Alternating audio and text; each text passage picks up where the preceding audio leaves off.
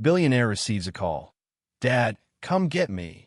He has no children, but the voice stops him cold. Before we dive into the story, drop a comment below and tell us where you're watching from. Enjoy the story. William Carter was in a glass-walled conference room on the 54th floor, where the sunset reflected off cold steel walls and polished wooden floors. It was a typical afternoon in Manhattan, or at least he thought so. As always, he sat at the head of the table, dressed in a navy blue suit, top button fastened, voice calm, yet commanding. His colleagues sat silently, hanging on his every word as if they were orders. His phone vibrated lightly in his jacket pocket, making William frown. He never allowed his phone to interrupt meetings, unless it was an emergency call from his personal assistant or his parents, whom he usually avoided with a busy schedule. But this time, the screen showed an unfamiliar number, area code from a small town near New Jersey. No one ever called him from there. He declined to call. The phone vibrated again, then a third time, only seconds apart. A creeping unease spread through his chest. He raised a hand, halting the meeting. "Give me 5 minutes," he said, then quickly stepped into the hallway. The golden wind of sunset swept through the glass as he held the phone to his ear. Carter speaking. On the other end was a child's voice, soft and lost. "I'm sorry. Can I talk to my dad?" William froze. "You got the wrong number." "No, my name is Ben. My mom said if something happened and she couldn't pick me up, I should call this number. She didn't come. I'm still at school and everyone else is gone." He went still. The hallway's air conditioning suddenly felt colder. A child? A mother didn't come? And gave him this number? How? How old are you? William asked, his voice rough with surprise. "I'm 5.5. I go to kindergarten. My mom's name is Grace Miller." Grace. The name hit him like a punch to the chest. William gripped the phone tightly. 6 years. 6 years without a word. 6 years since she vanished as if she never existed. She left him with only one note. "I'm sorry." No explanation. No closure. And now, a child? "Where are you?" he asked, barely more than a whisper. "Lakewood Kindergarten. But the teacher said my mom had to go to the hospital this afternoon. No one came for me. I waited. It's really cold." He couldn't hear the rest. His pulse was pounding. His hand shook as he searched the address on his phone. Before hanging up, he asked one last question. "Ben, can you tell me your full name?" "Ben Carter Miller." "Mommy said I carry both names." William stood frozen. 30 minutes later, a black Mercedes cut through Manhattan's gridlock, headlights slicing through the misty dusk. William sat in the back, ignoring his laptop and phone. Only one image filled his mind. Grace's face the day she left. Red eyes, trembling voice, like someone drowning in guilt. The car stopped in front of a small school, tucked in an old neighborhood. A dim yellow light glowed from the security booth. Night had fallen. William stepped out, his shirt collar undone without him noticing. He looked around, heart pounding. A small figure sat curled up on a bench by the gate. The boy wore an oversized blue jacket, a backpack with dinosaurs, and a pair of sneakers William recognized instantly. He had designed that model for a charity project 3 years ago. Grace once said they were warm and adorable. Ben looked up when he saw him. For a few seconds, no one said a word. William walked closer, slowly. The streetlight cast a warm glow on the boy's soft brown hair and deep eyes. The same eyes William saw in the mirror every morning. "Are you my dad?" Ben asked, his voice barely above a whisper. William knelt down. "I'm not sure, but it seems I might be." Ben nodded like a little adult. Then, as if he'd waited forever for this moment, he ran into William's arms. His tiny arms wrapped tightly around William's neck, and all the noise of the world disappeared. For the first time in years, William Carter felt like he had lost control, except for the one truth thundering in his chest. This little boy was his son. They sat in the car for nearly half an hour. Ben explained that Grace had fainted while buying milk. A stranger rushed her to a nearby hospital. The school couldn't reach any relatives, so they let Ben call the emergency number Grace had left. "Do you talk to your dad often?" William asked. Ben shook his head. "I only see him in pictures. Mommy said Daddy is very smart, but very busy. She said when I got older, he would come." Are you mad at your dad? Ben thought for a long time, then said, no. Mommy says sometimes grown-ups have sadness that kids don't understand. William turned away, but couldn't hide his red eyes. At the hospital, the emergency light was still on. William told Ben to wait with a nurse, then rushed in. Grace was in recovery, hospitalized due to blood loss and exhaustion from cancer treatment. The doctor said she'd been hiding her illness for quite some time. William stood quietly behind the glass. The woman inside, thinner now, pale and tangled in wires, still had that fragile beauty. But what broke him wasn't how she looked. It was knowing she had carried all this alone. You came, a faint voice said. Grace opened her eyes, looking at him. William stepped closer. You recognize me? She gave a faint smile. There's only one person in the world I'd leave that number for, and never have the courage to call. General Mercy Hospital, 7th floor, oncology ward. 9 a.m. A light drizzle fell outside. William stood frozen in front of room 712, fingers tightening around the strap of his coat, his mind in turmoil. Inside was Grace Miller, the woman he once loved deeply, once lost, and now was teetering on the edge between life and death. He wasn't sure what he feared more, her accusing eyes, the devastation of illness on a once familiar face, or facing the version of himself who had walked away 6 years ago. He took a deep breath. The door creaked open as a nurse stepped out. Are you William Carter? Yes. His voice was hoarse. MS. Grace is awake. She knows you're here. William entered. The room was stark white but cold. The smell of antiseptic choked him. On the hospital bed, Grace lay frail and pale, her once long black hair now reduced to thin strands. But her eyes were still the same, the ones that once made his heart race. William said softly, heart pounding. Grace looked at him for a long moment, as if weighing forgiveness against resentment. Then she gave a tired smile, tinged with bitterness. Long time no see, William. He stepped closer and pulled a chair beside her. Silence fell between them, a heavy silence that said more than words ever could. What happened to you? He asked, voice trembling. Grace turned away. Stage 4 ovarian cancer. It spread. William couldn't speak. His throat closed up like something heavy was pressing on his chest. Why didn't anyone tell me? Grace closed her eyes. Did you even care, William? Were you these last 6 years? That question cut like a blade. He had no excuse. 6 years ago, after a terrible fight, Grace had vanished. He searched for her, but his parents pulled him into billion-dollar projects, into a world of power and emotionless meetings. Sometimes he thought of her, but always told himself, if she wanted to talk, she would have called. I'm sorry, he whispered. Grace opened her eyes, shadows swimming in them. Sorry? Do you even know what you lost? The door swung open. Margaret, Grace's mother, entered. Her eyes darkened the moment she saw William. You've got the nerve to show your face here. William Carter? Her voice was sharp. William stood. I just want what? To see what she's become after you abandoned her 6 years ago. After she had to raise a child on her own, fight cancer alone, shield that child from a painful truth by herself. William stood frozen. Had a child? What are you saying? Grace turned away, tears slipping from the corners of her eyes. Margaret took a breath, then pointed at him. Ben is your son, William. His heart clenched. The room spun. He thought back to the boy's eyes, eerily familiar. Every feature, every little frown, even the innocent laughter. But why? Why didn't you say anything? William asked, his voice cracking. Grace didn't look at him. You don't know what your parents did.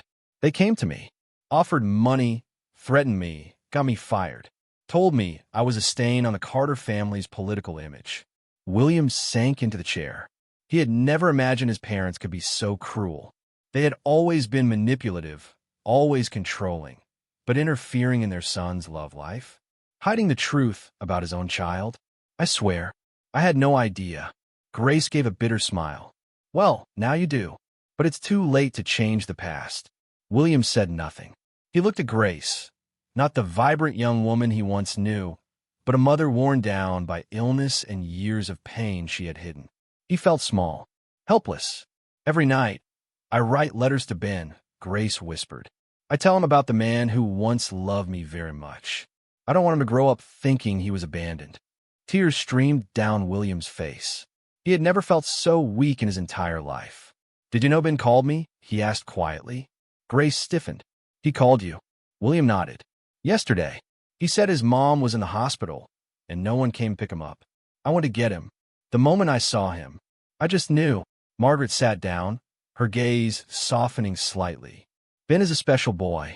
He's so much like you, not just in looks, but in how fiercely he loves. Grace looked at him. For the first time, her eyes weren't guarded. So what are you going to do? William took a deep breath. I want to be there for him. And if you'll let me, I want to be here for you too. For however many days we have left. No one spoke. But in that silence, something shifted.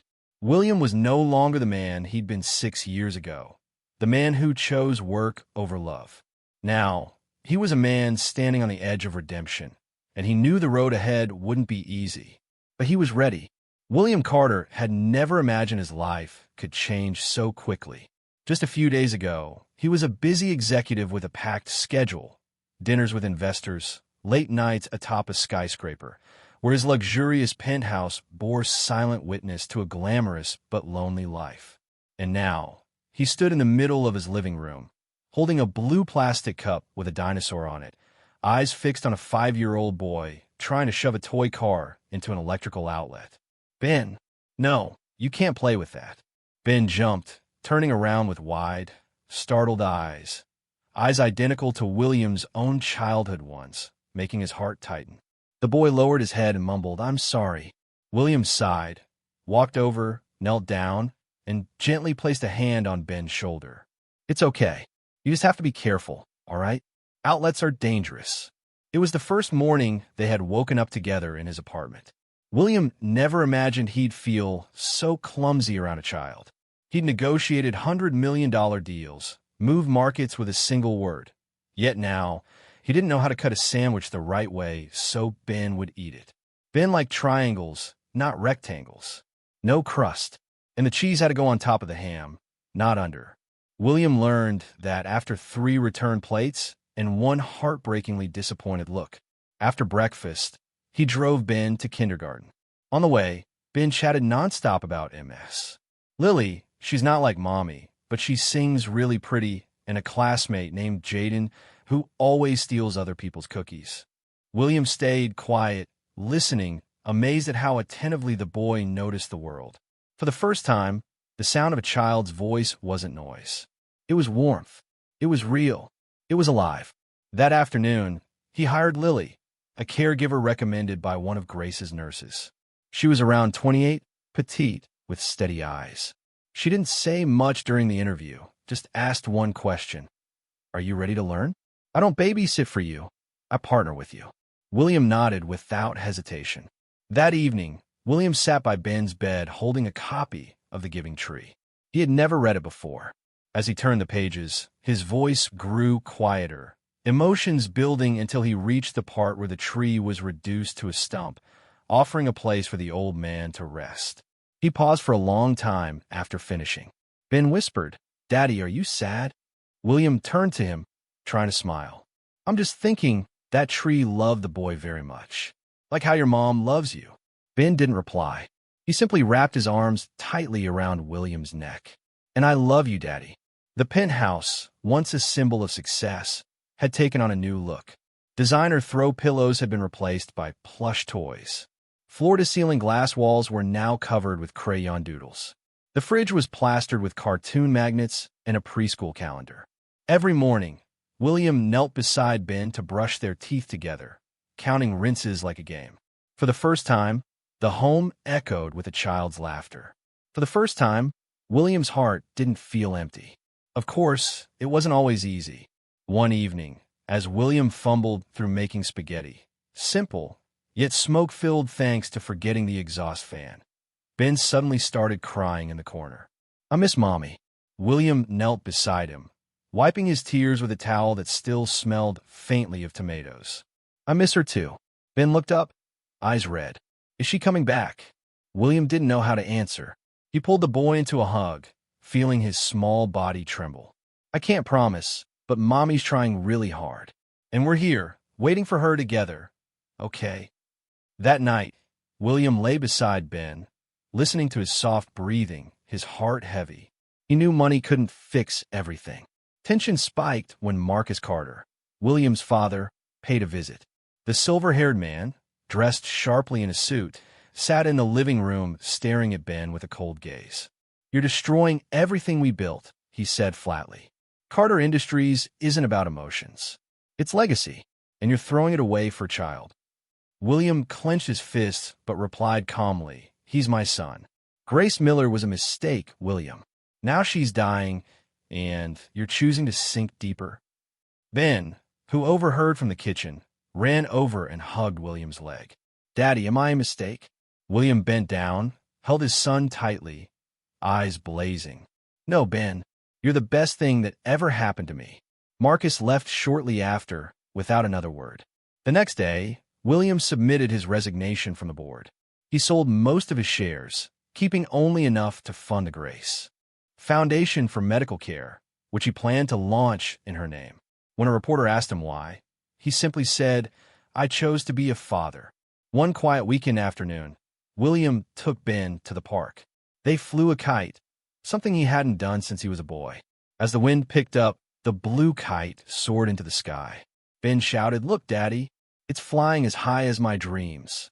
William looked up, eyes stinging. Sometimes, a child's greatest dream is simply having someone to hold their hand when the wind blows. And the dream of a man who once lost everything is to find himself again, through the small, beating heart of a child. William Carter couldn't stop thinking about Grace whenever night fell.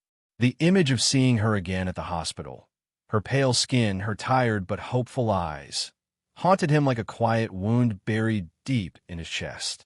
That afternoon, while picking up Ben from kindergarten, William received a call from Margaret. Her voice was soft, a stark contrast to the stern tone she'd had the first day they reunited. "William, if you have time, I'd like you to come by the house. There's something Grace wanted you to have." No explanation, just that. Grace's home in the quiet suburbs looked the same, but under the fading light, it carried a strange stillness. William stepped inside, gently resting his hand on Ben's shoulder, his heart uneasy. Margaret was waiting in the living room, her face no longer stern, only worn with the sorrow of a mother watching her daughter slowly slip away. "Have a seat," she said, motioning to the chair by the fireplace. On a small wooden table sat an old oak box with a tiny rusted lock. William recognized it, the same box he once saw Grace hiding under their bed back when they believed their love was invincible. "Grace wanted you to have this," Margaret said, gazing out the window. "She said, if one day you came back, not out of duty, but out of real love, this box would know when to open." William gently lifted the lid. Inside were time-worn pages, photos printed from an old machine, a small USB drive, and a brown leather journal tied with a pale blue ribbon, Grace's favorite color. He reached for the journal first. The first line froze his hands. "For William, if you still remember me." The first page began in that familiar, slightly tilted handwriting, soft just like she used to be. "The day Ben was born, I wished you could have been there.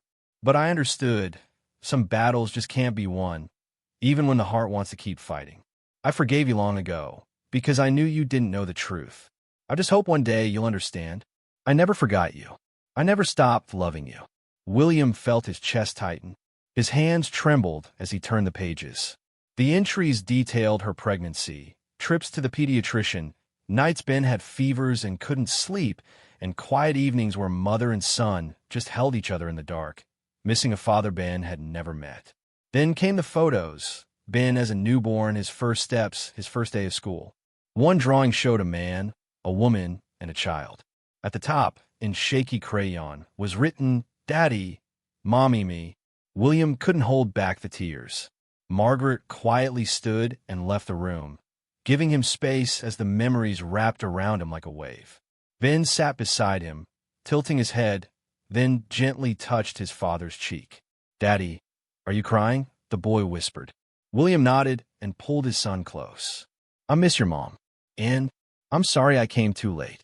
That night, back in the apartment, William turned on his computer and inserted the USB. A folder popped up titled, "To Dad, When You Find Us." Inside were dozens of short videos. Grace had recorded clips as Ben grew, baking, reading, lullabies. In one video, she looked directly into the camera, her eyes glowing with gentle resolve. William, if you're watching this, then you probably know everything by now. I don't blame you. I just want you to know, Ben is a part of you. He has your eyes, your smile, and I hope he'll have your heart, the heart of the man I loved with all my youth. The video ended with Grace holding a sleeping Ben, kissing his forehead as silent tears streamed down her face. William buried his face into his arms, finally letting go. In all his life, he had never felt such a blend of love and pain. He had once owned billions, mansions, yachts, and a company that made headlines. But now, all of it felt faint, distant, and small. The only thing that gave him a reason to start over was love. A love that never died, quietly surviving time, misunderstandings, and unspeakable loss. The next day, William took Ben to a small woodworking shop and had a custom glass cabinet made. "We'll keep Mommy's memories here," he told his son. Ben looked at him and nodded. Then he asked, "Will Mommy come back?" William knelt down and embraced him. "I don't know," he said, his voice cracking. "But I promise, every single day, I'll show you just how much she loved you." Ben nodded and hugged his neck tightly. That evening, William began reading Grace's journal to Ben. One entry each night, like a bedtime story. But this time, the princess didn't live in a castle. She lived in a small apartment. And the prince was a little boy named Ben, with eyes as clear as his father's. The story had no ending yet, but William knew the rest would be written by him. Not with money, not with power, but with honest love, the kind he once lost, but now held with both hands. The July sea breeze in the Hamptons carried the scent of salt and a touch of golden sunlight, stretching across the tall roadside grasses. The silver-gray SUV came to a stop in front of a modest seaside wooden house. No grand gate, no electronic fence like William Carter's Manhattan penthouse. Just weathered wooden steps and a simple row of lavender lining the path. William turned off the engine, his hands still resting on the steering wheel, hesitating. Ben sat in the back seat, clutching a bright orange stuffed fish, his favorite toy ever since the day he met his father. The boy looked around, eyes wide at the sight of the blue ocean and white sand in the distance. "Daddy, is this our house?" Ben asked, voice soft but full of curiosity. William turned, nodding slightly, trying to hide the unease in his eyes. "Just for a few days, son. We're taking a little trip. Just you and me." The house wasn't fancy. The living room smelled of old wood, and the floors creaked with every step. There were no maids, no private chefs, just the two of them, and the sound of waves like the steady breath of the ocean behind the backyard. William had never brought anyone here before. The house once belonged to his grandfather during his final years, a place filled with memories of early morning fishing trips and summer campfires, things William had long forgotten in the relentless spin of wealth and power. "Want to go down to the beach?" he asked. "Yes, I brought my sand bucket." They headed down to the shore, a vast, empty stretch of sand. The sun warmed William's skin, not too harsh. He rolled up his sleeves and sat down beside Ben to build sandcastles. His hands, usually holding phones and signing contracts, were now covered in sand. And strangely, he didn't mind. Ben dug enthusiastically, filling bucket after bucket, carefully shaping the castle walls. "This is Mommy's castle," the boy whispered, eyes distant. William looked up, speechless. "Mommy loved the ocean. Every time I dream of her, she's always standing where the waves touch." "Do you dream of her often?" William asked, his voice soft. Ben nodded. "But she's always facing away. I run toward her and call out, but she never hears me." William's chest tightened. He leaned in and hugged Ben from behind. "You know, sometimes people turn away not because they don't love us, but because they're scared to say goodbye." Ben looked up at him and said carefully, "Like how you weren't there before?" William froze. No one had taught the boy to express pain with such simple clarity. His voice caught in his throat. I wasn't there because I didn't know you existed. But now I do, and I'm not going anywhere. I promise. That afternoon, they visited the village market. William was unfamiliar with the handmade booths, seasonal fruit stands, and small bakery on the corner. Ben picked out a bag of oatmeal cookies, the kind Grace used to bake, and handed them to his dad. "Mommy made them better," he said with a grin. "I'm sure she did." William smiled, though his heart ached. He missed Grace. That night, they sat on the porch, watching the stars. William wrapped a thick blanket over Ben's shoulders and began telling a fairy tale. But Ben wasn't listening. He looked up at the sky and asked, "Is Mommy up there?" William followed his gaze to the stars and whispered, "I think she's watching you from the softest light in the sky. Do you think she sees me playing, laughing, eating cookies?" "Yes, she does." "Does she see you too?" William stayed quiet. Then he gently took Ben's small hand. "She sees me trying to be the father you deserve." The next morning, William took Ben down to the beach at dawn. The sun hadn't fully risen. Soft light spread across the sand. Hand in hand, they walked along the shoreline. Ben picked up seashells. William collected fragments of memory. They pitched a small tent near the water, right where William used to sit with his grandfather. He told Ben stories of the man who always wore a straw hat, was the best fisherman around, and called his grandson Little Carter. Ben listened intently, then asked, "Can I be Little Carter too?" "You already are," William laughed. "Actually, you're Big Carter now." That afternoon, William pulled out his phone to reply to a few emails. But Ben's gaze stopped him. The boy was drawing a picture of three people, a woman with long hair, a man with glasses, and a boy in the middle. They were holding hands under a sky with a bright yellow star. "Do you know who this is?" Ben asked, holding up the drawing. William nodded, eyes stinging. "That's our family," Ben said. On their final night in the Hamptons, William woke up in the middle of the night. He looked over and saw Ben sleeping soundly, hugging his orange fish. William stepped outside onto the porch. The ocean was calm. He pulled out his phone and opened old photos of Grace. Some were faded. He gently brushed the screen with his fingers, as if trying to touch something that had drifted too far. "Can you see us, Grace? Ben's okay. You raised him beautifully. And I'm learning how to do it right." The waves lapped gently, like a quiet blessing from far away. When they left the Hamptons the next morning, William closed the door of the wooden house softly, as if not to disturb something fragile. He held Ben's hand, not as a billionaire, but as a father learning how to love through the simplest things. Ben looked back at the house and asked, "Are we coming back, Daddy?" William squeezed his hand. "Absolutely. This is where I learned. Happiness doesn't have to be perfect. It just has to be real." Late afternoon, the sunlight spilled quietly down the hospital hallway like an old, faded wool scarf. William Carter sat outside room 217, hands clasped together, eyes fixed on the cold tile floor. His heart felt like it was being crushed by an invisible hand, a feeling he thought he'd buried long ago beneath million-dollar contracts. But today, every deal, every achievement, every ounce of prestige meant nothing. Behind the closed door in front of him, Grace Miller, the woman he once loved deeply, the mother of the child he'd only recently come to know, was facing a life-or-death decision. "We've tried every standard treatment protocol," said Dr. Caroline, head of oncology, earlier that morning. "We're considering a liver tumor resection. But understand, this is a complex surgery. The survival rate is only about 30%. William had stood frozen. His fingers tightened around a cup of coffee he never got to drink. It was cold, bitter, just like the feeling inside him now. Margaret, seated beside him, looked like stone. She had once lost a husband to a sudden accident. The thought of losing her only daughter now seemed to drag her into a bottomless void. "There's no other option?" William asked, voice hoarse. "Without surgery," Caroline replied gently.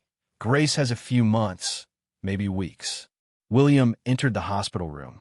Grace was asleep, her face thin, pale, yet peaceful.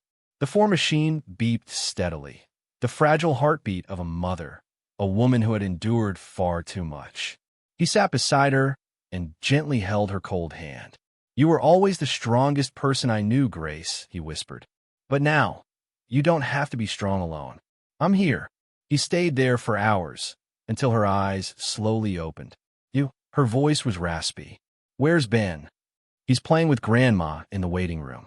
He drew you a picture." Grace gave a faint smile. "Does he still love the color orange?" William nodded.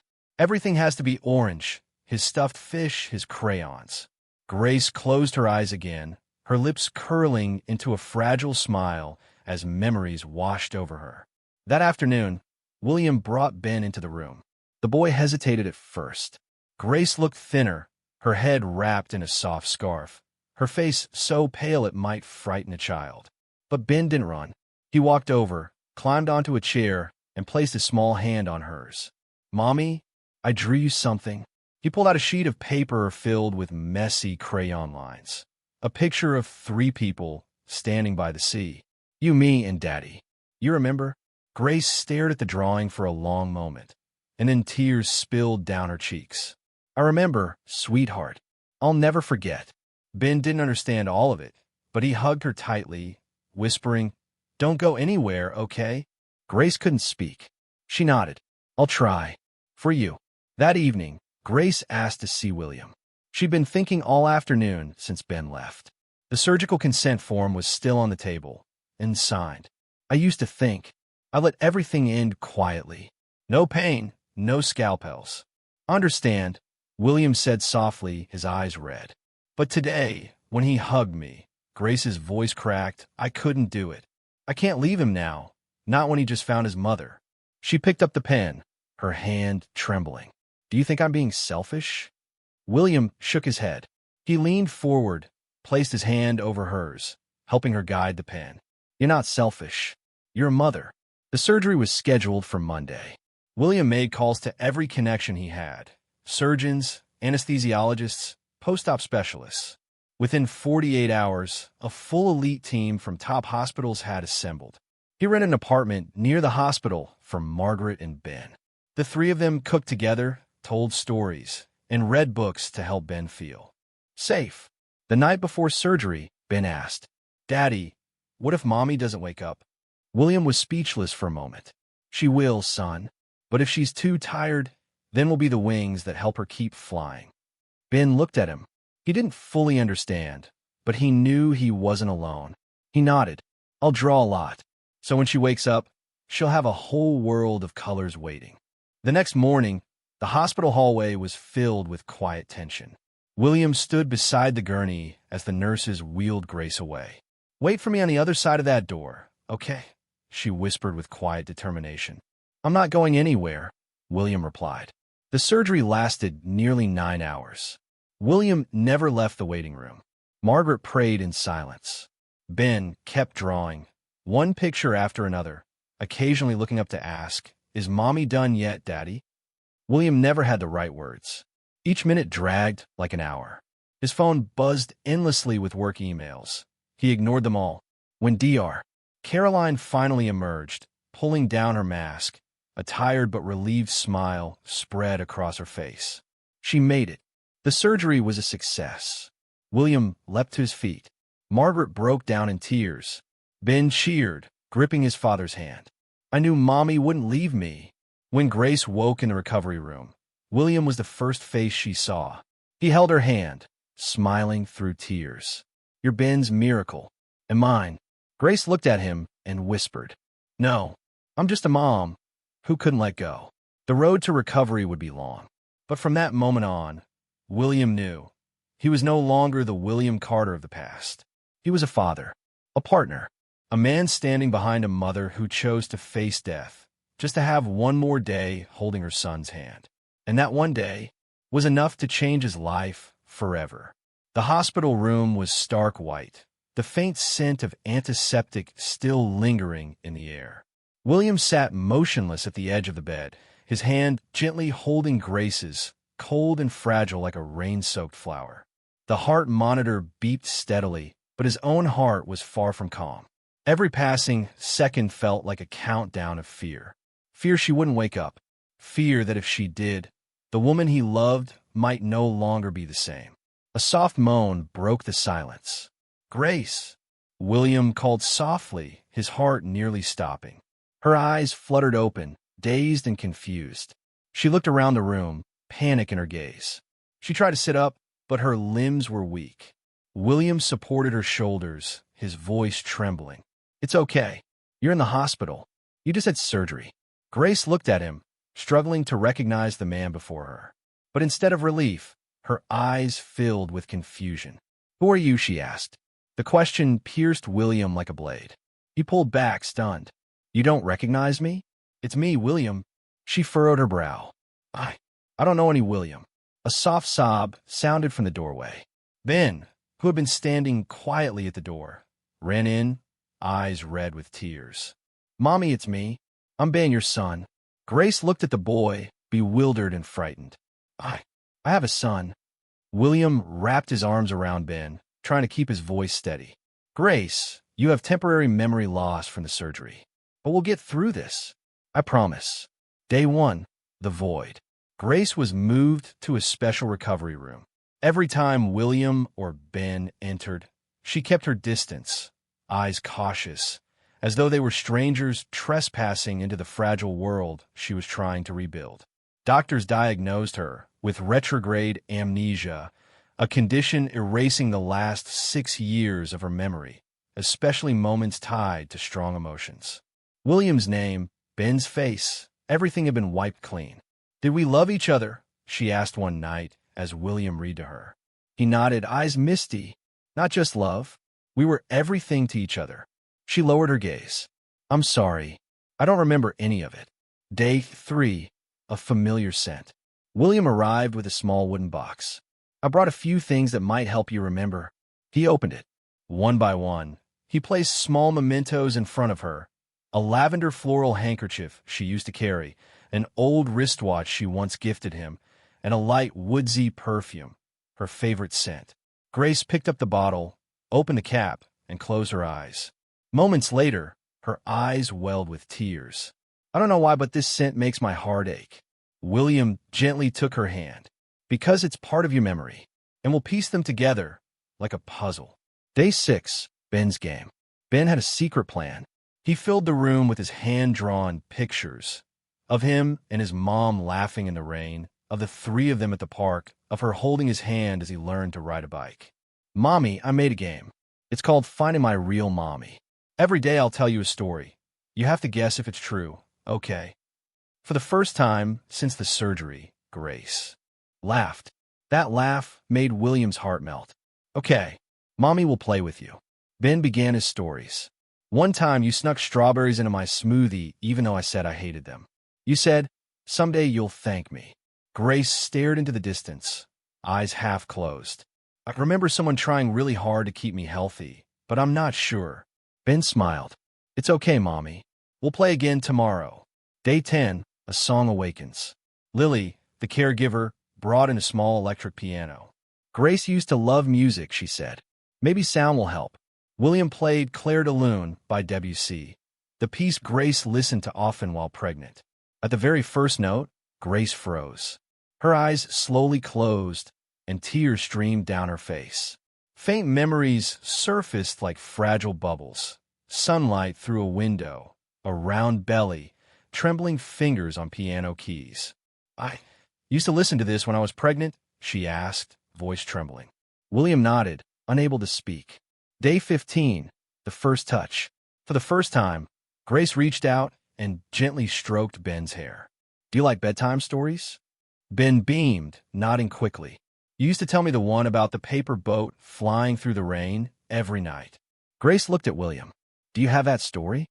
Without a word, William pulled a notebook from his pocket, the one Grace had written short stories in for Ben. She opened to the first page. In her own handwriting, it read, "For Ben, Mommy's greatest love." She broke down in tears and held her little boy tightly. Day 20, one photo, one spark. One afternoon, William placed an old photograph in her hands, of the 3 of them by a lakeside, golden sunlight lighting up Grace's smiling face. She stared at it. "I remember, I laughed so much that day. I don't know how I could have forgotten a day so beautiful." William held her hand.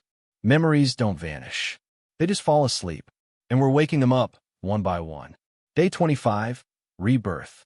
One early autumn morning, with soft sunlight streaming through the hospital window, Grace awoke to find Ben asleep beside her. She reached out and gently stroked his hair, then whispered, "Ben." I remember now. William entered just in time. He stood frozen as her gaze met his, not distant, not confused, but filled with love, longing, and gratitude. "You never gave up on me. And I had the most amazing son all along." He said nothing. He just walked over and held them both close. That day, in the small room where memories had once been lost, three hearts found their way back to one another. No magic, no miracles, just time, patience, and love. Love that never disappeared, only needed a 5-year-old boy to remind them where it lived. That morning, sunlight streamed through the hospital window, casting a soft glow on Grace's still pale face. William sat beside her bed, holding her cold hand, the hand of the woman he once loved and never stopped loving.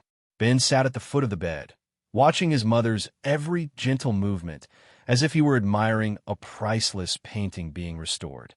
Last night, Grace smiled while listening to a lullaby she used to sing to Ben, played back on an old voice recorder. It was the first time since her surgery that William saw her cry, not from pain, but from emotion. Though her memory wasn't fully intact, something in the melody, the soft rhythm of the song, stirred something deep inside her. "I remember," she had whispered hesitantly, "I used to sing this, but I can't remember who I sang it for." William could only squeeze her hand tighter. Today, he decided to take her outside for the first time since the operation. The doctors had cleared her for short periods in a wheelchair, and William prepared everything meticulously: a soft wool shawl, a warm thermos of chamomile tea, and a large printed photo Ben had chosen, a picture of the three of them from last year's Halloween. In the photo, Ben was dressed as a dinosaur, William was a clumsy cardboard-armored knight, and Grace wore a purple witch hat, her eyes glowing with joy. When William placed the photo on the stone table beside their bench in the park, Grace went quiet. She reached out to touch the corner of the picture, her fingers trembling as if she were brushing against her own memory. "Were we really that happy?" she asked, her voice nearly breaking. William didn't answer. Instead, he handed her a small notebook, pages of her own journal entries she had once written but since forgotten. "Ben cried tonight because I didn't remember who he was." One page read. "It felt like my heart was being torn in two. But I have to be patient. I believe in love." Grace brought her hand to her mouth to stifle a sob. She continued reading, her eyes locked onto her own handwriting. The words beat like the steady return of a pulse, memories slowly stitching themselves back together. The days that followed were surreal, like living in both the past and present at once. One afternoon, while William was preparing dinner, Ben brought Grace a small box. Inside were worn toys, a plastic robot with a broken arm, a tin fire truck, and a chipped blue rubber ball. "I don't know if you remember," Ben said, "but you used to play with these with me." Grace's eyes widened. Then, unexpectedly, she laughed, a soft, airy sound full of warmth. "This robot, you dropped it at the supermarket, and I crawled back under the shelf to find it," she said, looking up at William. "I remember it was pouring rain that day. I got soaked, but when you hugged that robot, it was worth it." William couldn't hold back his tears. She was coming back. That night, they watched old home videos together. On the screen, Grace was cutting Ben's birthday cake as he turned 3. William stood in the background, looking awkward but deeply loving. Grace gripped William's hand tightly as she watched herself sing "Happy Birthday," her voice trembling with emotion. "I don't remember how it felt," she whispered, "but I remember the emotion. Strange, isn't it? I know I loved you both so much." Another morning, William took Grace to a small art gallery in Brooklyn where she had once submitted her sketches. She walked slowly through the room, studying the strokes of her own hands. When she reached one particular piece, a woman cradling a child in the snow, she froze. "When did I draw this?" 2 years ago, William said. "You called it winter in a mother's heart." Grace stood silently, fingertips brushing the glass. "I don't remember drawing it. but I know I was very lonely when I did. William wrapped his arm around her shoulder. You're not alone anymore. Ben and I are here. Day by day, Grace was like an old clock being gently rewound. Not all memories returned. So were still scattered pieces. But with each laugh, each moment she held Ben a little longer, William knew her heart was beginning to come alive again. One late evening, after Ben had gone to bed, Grace sat beside William on the couch, holding an old photograph. In it, she sat by Central Park Lake, visibly pregnant, her eyes filled with worry and tenderness. I was pregnant alone during that time. I remember now. I was scared of rejection, scared your family wouldn't accept me. Your mother threatened me, and I left. William took her hand tightly. I wish I had known sooner. To protect you, to make sure you never had to face it all alone. Grace nodded, her tears falling onto the photo. But I'm not afraid anymore, because I have you. I have been, and I have myself stronger than before. In the days that followed, they began creating new memories, baking together on Sunday afternoons, visiting the zoo, painting a family portrait to hang in the living room. William learned to savor each moment, because now he understood the most precious thing wasn't a perfect past, but a present lived fully. On one walk, Grace paused in the park's flower garden and turned to William. I might never remember everything, but I remember how you make me feel safe, and I remember what it means to be a mother. And for me, that's enough.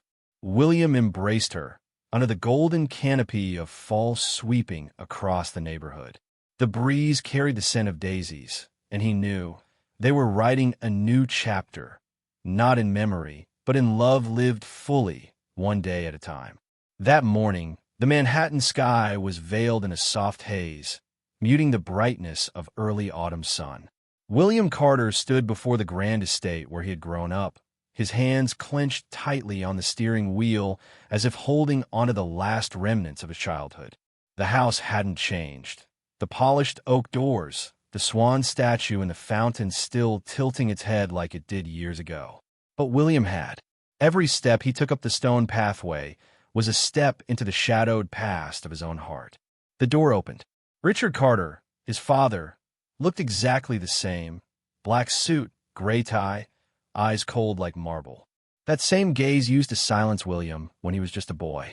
Sitting nearby in an armchair by the fireplace was Eleanor, his mother, holding a porcelain teacup, her eyes distant, lost in memories she refused to share.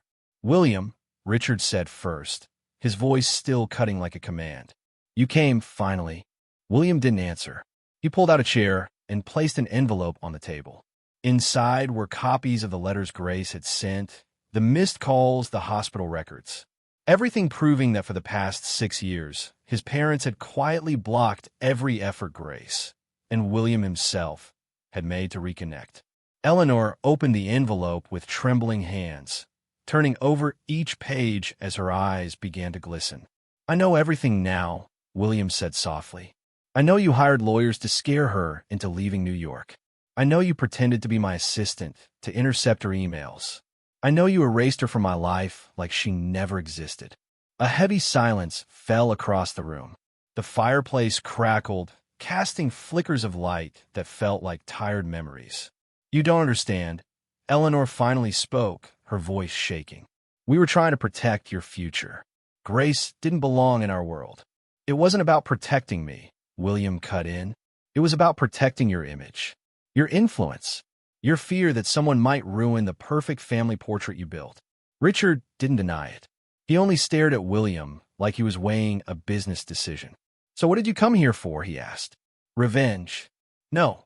William stood, his voice calm but firm. I came to close the door. Not with hatred, but with truth. He turned to Eleanor. I don't need an apology. I just need you to understand. Grace didn't leave because she wanted to. She left because she was scared. Scared of you. Eleanor broke down. It was the first time William had ever seen his mother fall apart. Not as a poised socialite, but as a mother who realized she had deeply hurt her child. We were wrong, she wept. She didn't deserve any of this. William nodded. Then he turned to Richard, his voice low but steady. I forgive you. But like you always told me, every decision comes with a price. From this day forward, I'm living my life on my terms, not yours." He left behind a folder, his formal resignation from Carter Holdings. The very empire that once consumed him now felt like a shackle he was finally free to remove. On the way back, William stopped by a small lavender shop in Brooklyn. He picked out a dried bouquet, just like the ones Grace used to grow on the balcony of her old apartment. The scent Ben once said smelled like mommy. When William walked into the hospital, Grace was seated by the recovery room window, the journal open, but the pen untouched. She looked up at him and smiled, a tired but gentle smile, like the one she were the first time they met in Boston. "You're back," she said. William sat beside her, placing the lavender on her pillow. "I saw them," he said, "and I chose forgiveness. Not because they deserve it, but because I don't want Ben to grow up in a world where hatred is the only thing his father passes down." Grace looked at him, her eyes softening with unspeakable emotion. "I'm scared, William," she whispered. "I'm scared that if I remember everything, I'll feel that same pain all over again." "And if you don't," he replied, "the beautiful things we once had might be lost forever." They didn't say more. They simply held hands in silence. Hands that once let go but now had found their way back. That night, the three of them, William, Grace, and Ben, sat together in the small living room of the Queen's apartment where Grace was now recovering. Ben sat between them, holding an instant photo taken just days earlier, the three of them beneath a row of red maples. "Dad," Ben asked, "can I call her Mama Grace? Because I miss my mom, but she doesn't remember me all the way yet." Grace laughed, tears streaming down her cheeks. "Of course you can," she said, hugging him. "And I'll learn to be your mom all over again, if you're willing to teach me." "I will," Ben nodded seriously, "but only if you play Memory Hunt with me some more." William watched the scene, warm light, his two loved ones nestled close, and he felt the final knot in his heart release. He was no longer a lonely CEO, no longer a man trying to prove himself to his parents. He was just a father, a man being reborn through love and forgiveness. He stepped out onto the balcony, the crisp autumn breeze brushing past his shoulders, the scent of lavender still in the air. Under the stars, William closed his eyes and whispered, "Thank you for coming back to me." Inside, Ben's laughter echoed through the apartment. And for the first time in years, William didn't see a small apartment. He saw a home.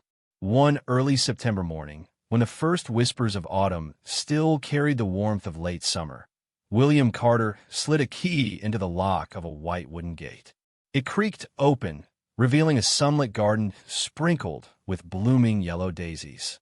Their new home, modest, quiet, tucked into a peaceful corner of the Upper East Side, had no grand foyer or gold-accented decor, but it gave William a sense of peace that no penthouse ever had. Ben skipped ahead, his dinosaur backpack bouncing on his shoulders. "Mom, I found a lavender patch."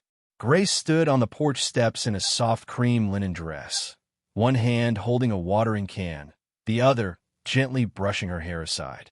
Her face wasn't as radiant as it once was, but her eyes, those warm, steady eyes that had captured William the moment he met her, shone once more. "We're going to have a memory garden, right, Mommy?" Ben said, holding out a small bag of seeds, the same lavender seeds William had ordered from an old shop in Notting Hill, where he and Grace once shared a brief but tender getaway. Grace knelt down and wrapped her arms around her son. "That's right, sweetheart. And we'll plant a flower for every memory we want to keep." William stood quietly, watching them before glancing up at the clear sky. He thought about all the days behind them, from that fateful phone call to the long journey of reclaiming the woman he loved and learning how to love the son he never knew. Gone were the dazzling lights of the corporate world, the boardrooms and shares that once defined his life. All that remained were the sounds of laughter in the garden, the rustle of leaves, and simple things beginning to grow. That afternoon, the three of them started planting their memory garden, as Ben had named a small patch beside the house. William dug the holes carefully, his hands no longer soft and clean, but sun-worn and calloused after weeks of caring for Grace and their son. Grace planted red roses near the wooden fence. "For Paris," she said, "where you proposed, even if you were only joking. William chuckled. I didn't know you'd take it seriously. I didn't know you would, she smiled. And for the first time in months, they've both laughed. A free, easy laugh with no weight behind it, just pure joy. Ben came running with a bundle of white daisy seeds. I want to plant these for the morning Mommy sang me a lullaby for the first time. I don't remember it well, but Grandma told me about it. Grace froze for a moment, then gently smoothed his hair. I don't remember that morning either, but I remember you looking at me like you knew I was. Trying. That night, they sat together on the backyard bench, soft candlelight glowing from around the garden. Ben had fallen asleep in his mother's lap after a long, playful day. William tucked a blanket around him and turned to Grace. I'm still getting used to living slowly like this, he admitted. But every time I look at the two of you, I know I made the right choice letting everything else go. Grace looked at him with gentle eyes. I used to think I'd never have a family again. But now, it feels like we're starting over with things that actually matter. William took her hand. We're not starting over, Grace. We're picking up where we lost each other and going forward together. This time, we're not missing a thing. The next morning, William got up early and made breakfast himself. Gone were the burnt eggs and charred toast, replaced by golden pancakes and fresh blueberries. When Grace came downstairs, hair damp and her journal tucked under her arm, she looked stunned by the breakfast table. Wow, who taught you to do this? Ben, William replied. He said if he can bake cookies at school, then Dad can learn to make breakfast for Mom. Grace burst out laughing, the kind of laugh that made William feel like a piece of their youth had returned. She sat down and opened a journal, not hers, but her mother's, left behind before Margaret moved away. Inside were handwritten notes detailing every moment of Grace's pregnancy, the quiet pain of lonely nights, and the fragile hopes Margaret had for her daughter's future. One passage made Grace pause. If one day my daughter can forgive this world for what it took from her, I hope she finds the place where real love lives. That love existed once, and I believe it's still waiting for her. Grace didn't speak. She placed her hand gently on the page, then looked up at William. They didn't need words. That look alone said everything. The pain of the past no longer weighed them down. It had become the foundation of something deeper, something true. A week later, Ben came home from school with a small cardboard project, a handmade model of a house and garden. On the roof, written in crooked letters, were the words, "Home is where Mommy and Daddy are." William stared at that sentence for a long time. He had owned many homes, skyscraper penthouses, lakeside villas, but nowhere had ever felt like coming home the way this little house did. That evening, he opened his laptop, logged into the company's internal system, and clicked confirm on the final step, transferring full ownership and executive power to the new CEO. Grace saw it, but said nothing. She poured him a cup of tea and quietly placed her hand on his shoulder. I'm proud of you, she said. Not because you gave everything up, but because you finally saw what was worth keeping. As autumn rolled on, their front garden began to bloom with warm hues, gold, red, purple, and white. Each flower was a story, a memory, a moment of forgiveness. One crisp, clear morning, as Ben played in the garden, William turned to Grace, gently took her hand, and said, I can't promise life will be perfect, but I promise I will choose this family. Every day, every decision, every moment. Tears welled up in Grace's eyes. She smiled. That's more than enough for me. The living room clock struck 7 a.m. Sunlight filtered through the linen curtains of their small house, casting a warm glow across the room as William Carter carefully folded a tiny button-up shirt, Ben's. He no longer wore suits in the morning, nor stared at stock charts. Instead, he was learning how to fold laundry without creasing it, how to wash bottles without spilling, and how to tie shoelaces with the same hands that once only knew how to sign million-dollar contracts. Ben, his hair a messy halo from dreaming of dinosaurs, ran into the kitchen wearing his Stegosaurus pajamas. Daddy, Mommy's making cocoa, he cheered, eyes sparkling like holiday fireworks. And I brush my teeth. She said today is a special day. William knelt down and hugged his son, feeling the small head nestle against his shoulder. A special day? What day is it, my little archaeologist? Ben tilted his head, thinking, it's the day we get to live together, without worrying anymore. William froze. Just one innocent sentence, but it held the weight of their entire journey, from loss and regret to healing and choosing what truly mattered.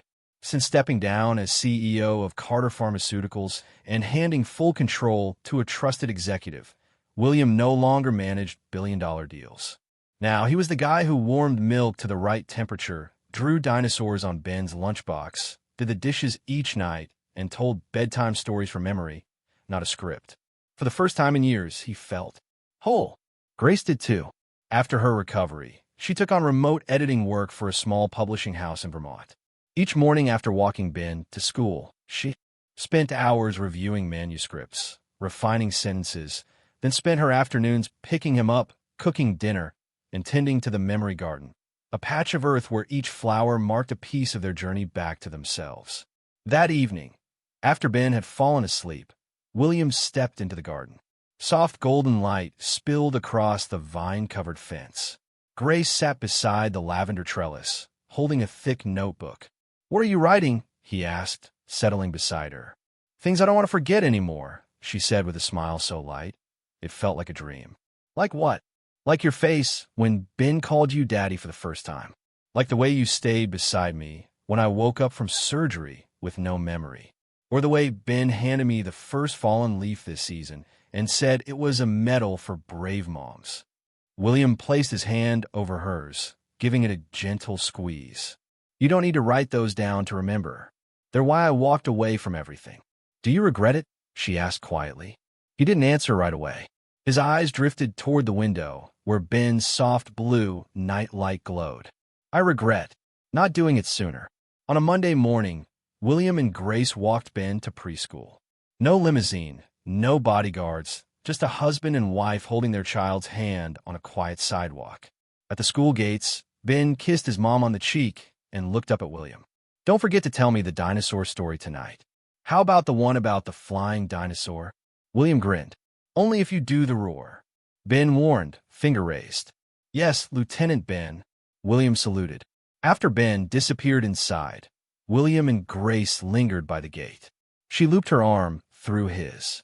"You know, there were days I thought I'd never have this moment again. And there were days," William replied, "when I thought I didn't deserve to have you back." They stood in silence, not from sorrow, but because they'd made it through. That weekend, they hosted a small backyard picnic. No champagne, just iced lemonade, sandwiches, and cookies Grace had baked herself. Margaret came too, for the first time since she and William had finally spoken openly after Grace's surgery. She hugged Ben tightly. "Grandma missed you so much. I planted you a sunflower," Ben said proudly, "because it always faces the sun. Daddy says you're like that too." Grace's eyes welled with tears, but her smile was steady.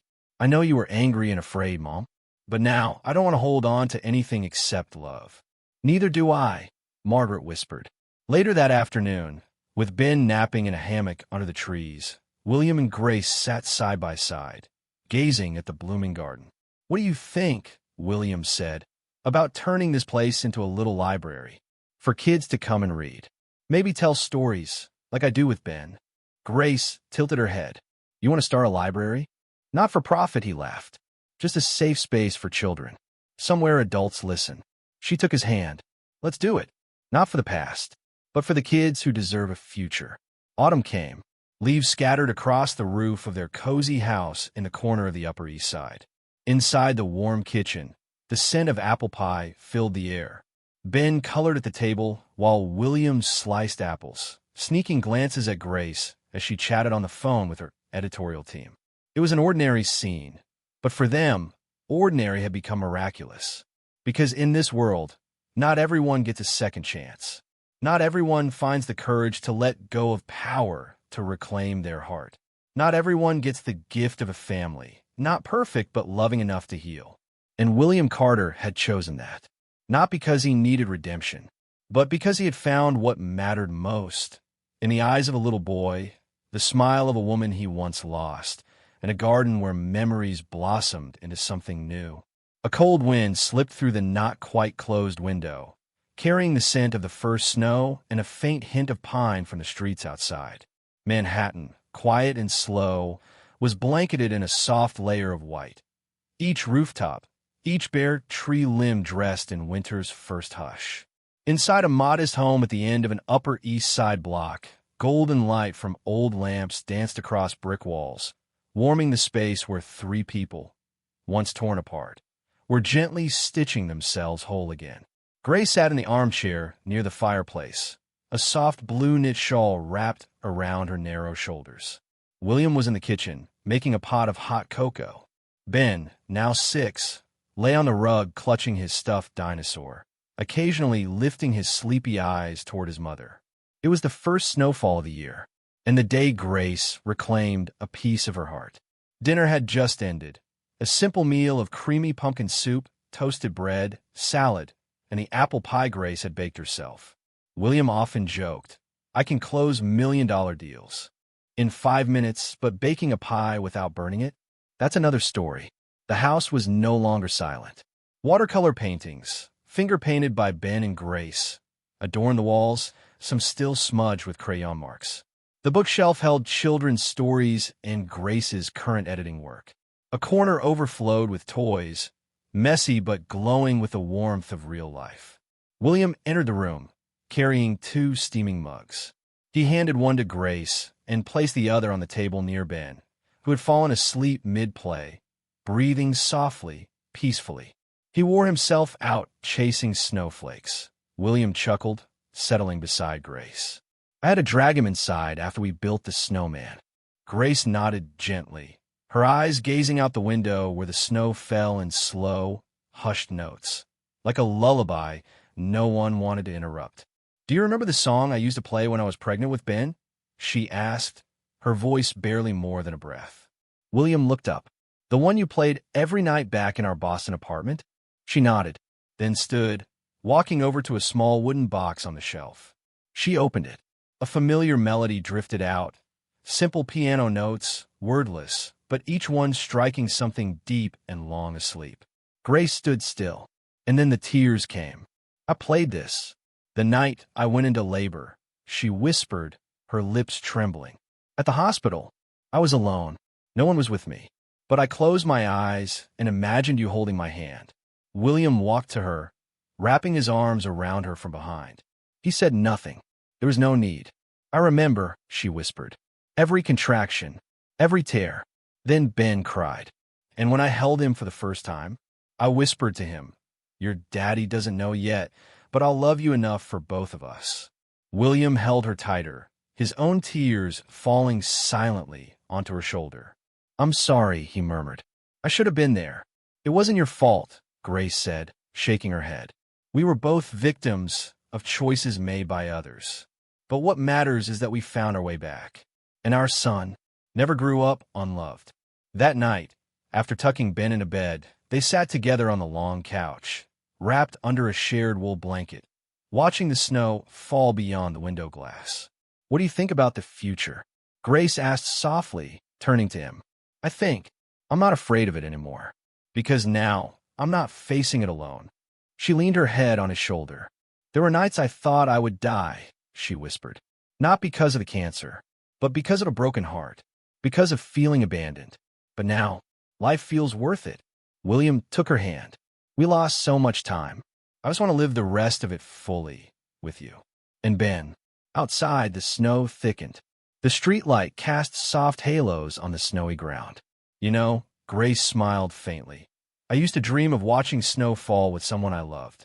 No rushing, no fear, no having to leave the next morning." William gently wiped away the tears slipping down her cheeks. "Then let's make that dream a memory," he said. "So every snowfall after this, you'll remember tonight, the night we came back to life." They opened the balcony door. The cold hit their skin, but neither of them felt chilled. Snow fell silently onto Grace's hair, William's coat, and their intertwined hands. Ben woke up and patted over, rubbing his eyes. "Snow! Mommy! Daddy! It's snowing!" William scooped him up, smiling. "Do you know what date is today?" Ben shook his head. It's the day your mom remembered everything. The day our family got to start over. The first day of the rest of our life. Ben hugged his father, then reached for his mother, squeezing her tight. I love you both so much. Grace smiled, cupping his face. And I love you, my sweet boy. I love both of you for all the years we lost, and all the ones still to come. The little house stood still under the white night sky. No fireworks, no twinkling lights. Just three people, one old song, and tears that no longer hurt, because at last they had found one another again. Together, on the first snow, in the city that never sleeps. And after seasons of distance, their hearts had finally come home. Snow drifted softly outside the window pane, layering the sill and bare tree branches in a delicate blanket of white. Inside William Carter's modest home on a quiet Upper East Side street, warm golden lights lit up the space, and the scent of cinnamon cookies lingered in the air from the oven. Ben, now 6, was busily sticking paper stars onto the Christmas tree with Grace. He chattered excitedly about a picture he'd drawn of Santa riding a reindeer at school. Grace smiled, her eyes still a bit misty from her final round of treatment, but her face glowing with a renewed sense of life. Outside the front door, William stood quietly, holding 2 tickets to Swan Lake and a bouquet of white tulips, the flower Grace once said she'd want to receive the day true forgiveness finally came full circle. Today, William's parents were coming. The doorbell rang at just past 4 in the afternoon. William swallowed hard, his palms slick with sweat. He looked over at Grace, silently searching for reassurance. She nodded gently, placing a hand on his shoulder before stepping forward to open the door. There stood Richard and Eleanor Carter, once powerful titans of finance, once the embodiment of control and prestige, and the very people who had coldly denied their son the right to love and be loved freely. Eleanor no longer bore her old elegance. Her once coiffed hair was nearly all silver now, and her eyes were puffy from sleepless nights. At the sight of Ben, she nearly collapsed, tears spilling as she whispered, "He looks just like William." Ben blinked, unsure. William knelt beside him, gently saying, "This is your grandmother and grandfather." No harsh words, no accusations, just a little boy stepping forward, placing his tiny hand on hers. Eleanor pulled him into her arms, sobbing softly, as though all her years had finally caught up to her. That evening's dinner had no fine wine, no silk tablecloths, no crystal glasses, just roasted chicken, slightly burnt toast, and mashed potatoes made the way Ben liked them. It was simple, yet for William, it was the most valuable meal of his life. Richard was quiet, observant, but after dessert, he set down his spoon, met William's eyes, and spoke in a gravelly voice. "Son, I was wrong. Wrong to think I was protecting you. Wrong to treat family like a boardroom to control. You grew up without a father's love, and Ben without a grandfather's. I don't expect forgiveness today, but I hope I can earn a chance to begin again." William's throat tightened. For years, he had imagined this conversation unfolding in 1,000 different ways. Never like this. Never this simply. This sincerely. Grace reached for his hand. "Family isn't perfect," she said, glancing at Richard and Eleanor. "But if we can forgive, if we can learn to really listen, then maybe we can begin to heal together." No more words were needed. When Eleanor leaned down to kiss Grace's forehead, it felt as though the thick winter ice around them had finally begun to melt. A small gesture, but enough to bring tears to Grace's eyes, not from pain, but from the quiet recognition of wounds finally being seen. Later that night, after tucking Ben in and kissing his forehead, William sat alone in his small study. He pulled out an old letter, one his mother had written when she first learned she would be a grandmother. "My dearest William, you don't know how many times I stood outside Grace's apartment door, only to walk away. I was afraid you'd give up everything for a love I thought was foolish. But now I see, the love you have for her and Ben isn't weakness. It's the strength I never had the courage to follow. You may never forgive me, but if one day Ben asks about his grandmother, please tell him this. She learned how to love again in the light of the little family you built. Love always. Mom."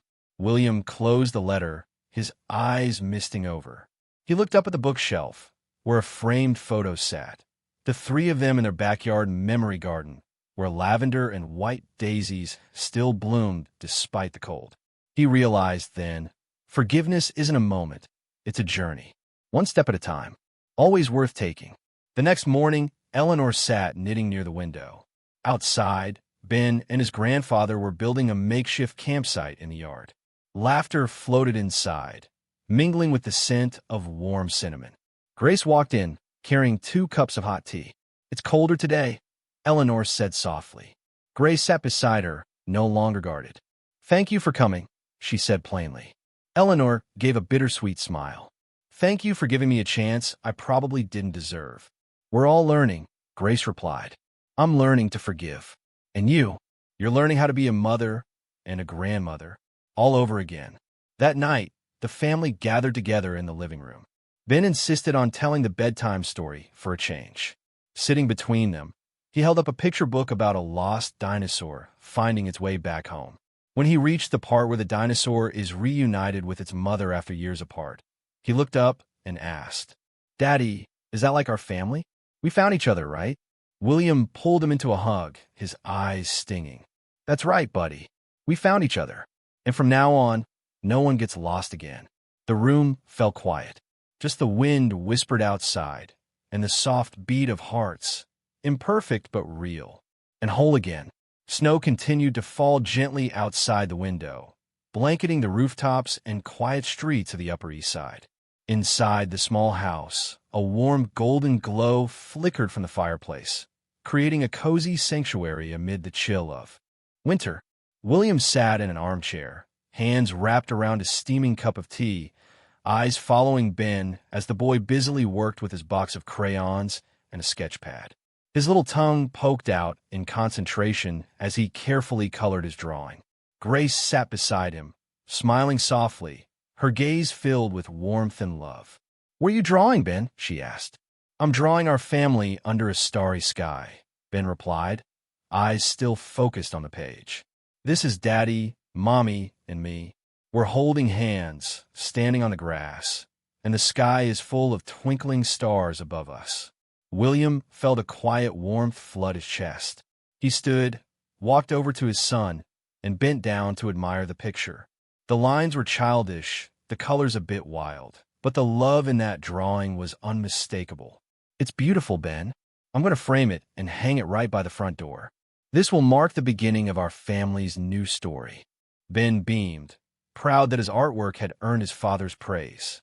That night, after Ben had gone to sleep, William and Grace sat together on the sofa, hands intertwined, eyes gazing out the window where snow still drifted silently. "I never thought we'd have a moment like this," Grace whispered. "Neither did I," William replied. "But we made it here, together." They sat in quiet stillness for a while, simply soaking in the peace and warmth of home. "We can't change the past," Grace said softly, "but we can write the future." William nodded and squeezed her hand tighter. They both knew there would be more challenges ahead, but with the love and connection they had now, they believed they could weather anything. Ben's drawing was carefully framed and hung by the front door, a symbol of their new beginning. Every time they walked in or out, they saw it and remembered the journey they'd taken, the pain, the losses, but more importantly, the love and forgiveness that brought them back together. And under a sky full of stars, in a small house nestled in a New York winter, a family had found its way home, healed old wounds, and begun writing the next chapter of their story. An autumn afternoon gently settled over the quiet streets of the Upper East Side. Golden maple leaves blanketed the sidewalks like a soft carpet. A whisper of wind rustled through the trees, murmuring something only a still heart could understand. William Carter sat on the wooden bench by the small backyard garden, his eyes following the image of Grace sitting with Ben as they folded paper airplanes together. The late-day sunlight poured over her hair, turning her deep brown strands into the color of a sunset over the sea. Ben, cheeks pink from the breeze, giggled as his plane flew the farthest of the three. William didn't say a word. He just watched, quietly collecting each moment, not with a camera, but with a heart that had once lost everything, now learning to cherish even the smallest piece of joy. "Daddy, I'm going to fold another one for you," Ben called, his eyes bright. "This one will take you to where the stars live." William laughed and walked over. "I don't need to fly anywhere, buddy. I just want to be right here with you and Mommy." Ben looked up at him, then nodded solemnly, wrapping his small arms around William. A tiny hug, but it held an entire world. That evening, after a simple dinner of spaghetti, cooked by William himself, with slightly too salty sauce that Grace still wouldn't stop complimenting, the whole family gathered in the backyard. The sky was perfectly clear. Manhattan seemed to hold its breath, allowing one small family a moment untouched by time. William laid out a thick blanket on the grass, placing a small lantern in the center. The three of them lay side by side. Ben clutched his stuffed dinosaur, Rex, head resting on his mother's shoulder. "See that star up there?" William pointed. "It's called Vega. People say it's the star of promises kept." "Do you have a promise, Daddy?" Ben asked, eyes wide. William squeezed his hand. "I promise. I'll never leave you again. I got lost once, lost you and Mommy. I won't let that happen again." Grace silently reached over and took William's hand. In the dark, without even looking, they understood each other more deeply than ever before. The next day was Ben's 6th birthday. He didn't want a big party, just a day with lots of hugs and not too much noise. William strung twinkle lights across the yard and baked a dinosaur-shaped cake himself, though the dino's back drooped a bit. Grace wrapped gifts in old newspaper, saying, "Kids don't need shiny paper. They need something real." Margaret came, bringing a leather-bound photo album filled with pictures from Ben's earliest days. When Ben flipped to the last page, he saw a special photo, his mom holding him in the delivery room, and a man in a doctor's coat standing behind her. It was William, unknowingly there all along. William stared at the photo, throat tightening. "Grace, this picture." She nodded, eyes misty. "I kept it, waiting for the day you were ready to see it." He hugged her tightly. "I wasn't there then, but from now on, I'm not going anywhere." The next month, Ben started a new school year. He no longer cried when saying goodbye at the gate. He waved and yelled, "Mommy, don't forget to pick me up. Daddy has to finish my dinosaur and tell the story." Grace stood next to William, smiling with tears in her eyes. "I never thought we'd have a day this ordinary." "Ordinary is the most beautiful thing," William said, wrapping his arm around her. "Because after everything, I've learned it's not the money, not the success. It's the simple dinners, our son's hugs, and your eyes each morning." That night, in the quiet living room, William took out an old leather notebook, the same one he'd used back when he was still CEO. He flipped past pages of meetings and market notes, tore them out, and began to write. "Day 237 since Ben called me Daddy. Every morning, I wake up feeling like the luckiest man on earth. Not for what I have, but for who I have beside me. If life is a train ride, I missed a lot of stops. But this time, I'm stepping off. I'm walking with you and our son, slowly but surely." Grace walked in and saw him writing. "Journal entry?" "Yeah." William nodded. "For Ben to read one day. So he knows his dad once got lost, but found his way back." Grace placed a hand on his shoulder and whispered, "No one's born knowing how to be a father. But some people choose to learn, and learn with their whole heart." A few weeks later, they received a letter from a local charity. Ben's school was hosting a donation drive for children experiencing homelessness. Ben was one of the first to volunteer. He placed a second stuffed Rex dinosaur, just like the one Grace had once given him, into a donation box, along with a handwritten note. "My name is Ben. This dinosaur helped me not be scared. I hope it helps another kid feel love too." William read the note with tearful eyes. Grace wrapped him in an embrace and whispered, "We did it. A child who knows how to love, that's proof enough." That night, they returned to their familiar garden bench beneath the stars.